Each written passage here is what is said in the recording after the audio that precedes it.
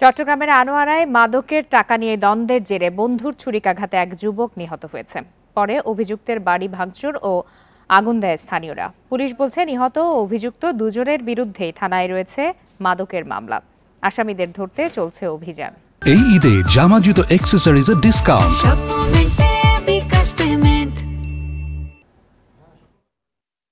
সোমবার রাতে মাদকের পাওনা টাকা নিয়ে দুই বন্ধু মোহাম্মদ মানিক ও মোহাম্মদ রাসেলের কথা কাটাকাটি হয়। এক পর্যায়ে রাসেলের ছুরিকাঘাতে মানিক নিহত হন। মঙ্গলবার নিহতের জানাজা শেষে মোহাম্মদ রাসেলের বাড়ি ভাঙচুর ও অগ্নিসংযোগ করে স্থানীয়রা। পরে ফায়ার সার্ভিসের একটি ইউনিট 2 ঘন্টার চেষ্টায় আগুন নেভায়। স্বজনদের অভিযোগ, মানিককে পরিকল্পিতভাবে হত্যা করেছে রাসেল। কল এসে বলছে মানে কি আপনার বাইকনাকে হত্যা করা হয়েছে।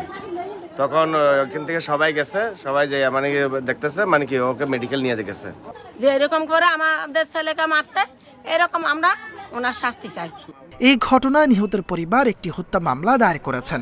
থানায় দুজনের বিরুদ্ধে মাদক মামলা রয়েছে বলে জানিয়েছে পুলিশ।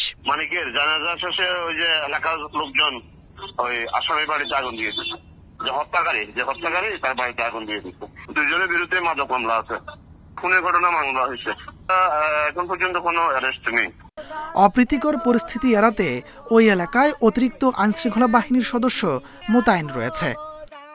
Independent news.